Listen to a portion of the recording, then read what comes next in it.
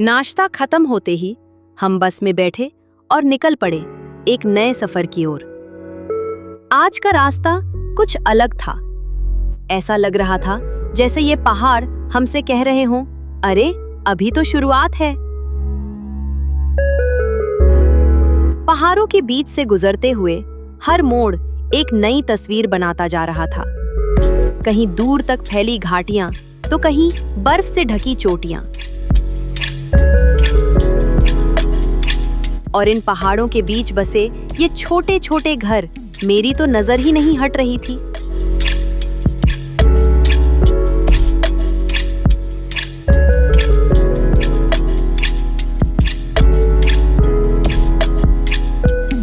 दिल से बस एक ही बात निकली, अगर कभी ड्रीम होम बनाऊंगी तो शायद कुछ ऐसा ही होगा।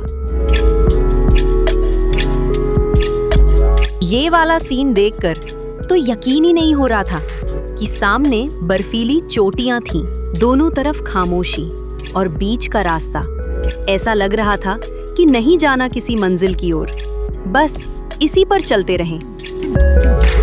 इतना खूबसूरत सफर हो और मैं उसका मजा ना लूं, ये तो हो ही नहीं सकता।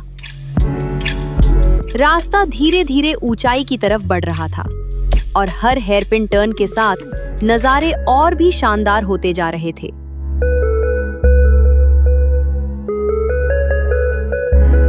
कुछ देर बाद हम पहुंचे एक खूबसूरत झील के पास।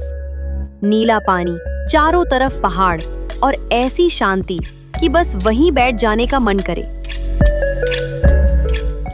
एक ऐसा रास्ता जहां ऑक्सीजन कम लेकिन एडवेंचर का लेवल मैक्सिमम है।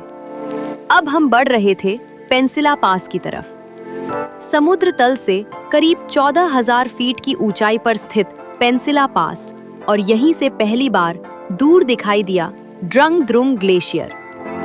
सच बताऊं, पहली नजर में यकीन ही नहीं हुआ।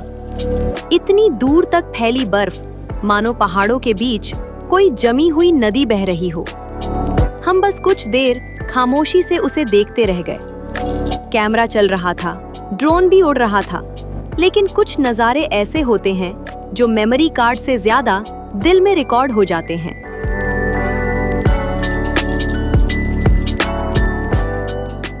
जिंदगी में कुछ जगह सिर्फ देखी नहीं जाती, पर महसूस की जाती है।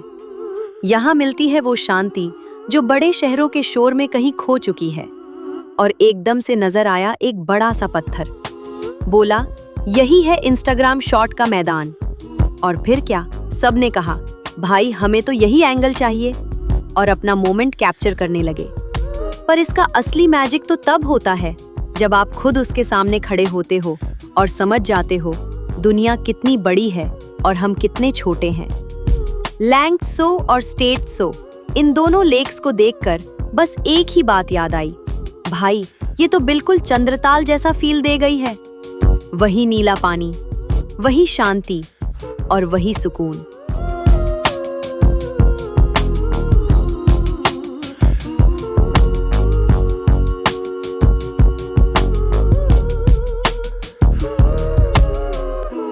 ये है पेंसिला पास की ट्विन लेक्स, लैंग त्सो और स्टेट त्सो।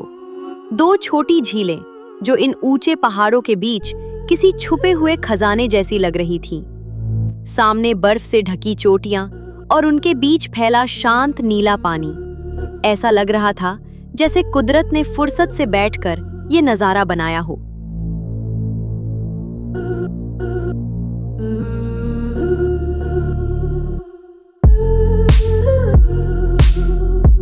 इसी बीच हमें रास्ते में कुछ मरमोट्स भी दिखाई दिए।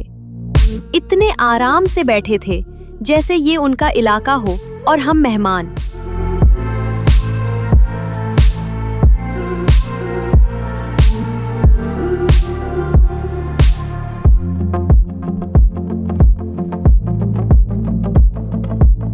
हम कुछ देर बस वहीं खड़े रहे, क्योंकि ऐसे नज़ारों के सामने जल्दी करने का मन ही नहीं करता।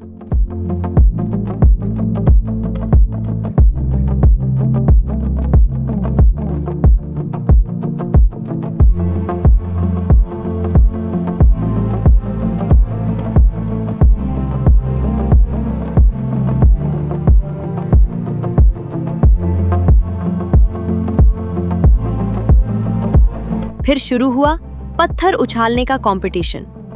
किसका पत्थर पानी पर ज्यादा बाउंस करेगा, यही सबसे बड़ा सवाल बन गया था। कुछ लोग एक्सपर्ट निकले और कुछ पहले अटेम्प्ट में ही आउट।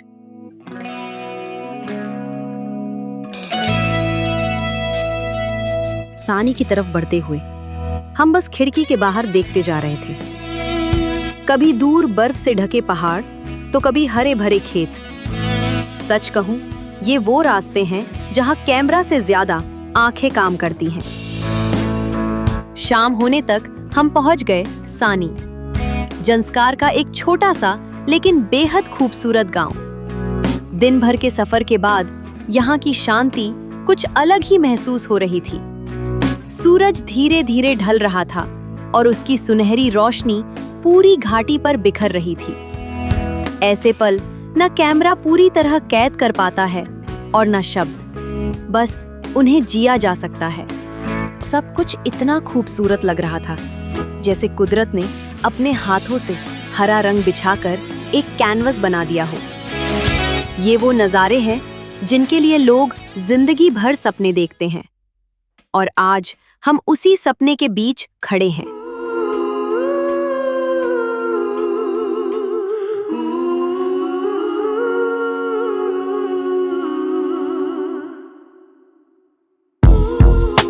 सानी झील के आसपास जिंदगी की रफ्तार कुछ धीमी सी लग रही थी।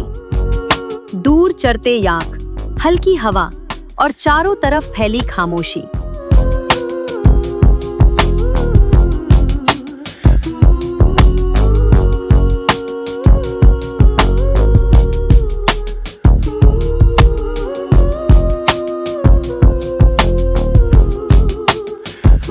झील के बीचों बीच गुरु पद्म संभव की प्रतिमा इस पूरे नजारे का केंद्र बनी हुई थी।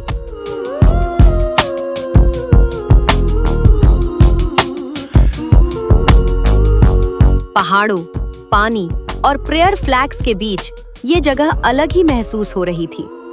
सच कहूं, एक पल के लिए ऐसा लगा जैसे हम किसी सपने के अंदर चल रहे हों, क्योंकि सामने जो नजारा था उसे देखकर यकीन करना मुश्किल था कि ऐसी जगहें सच में भी होती हैं।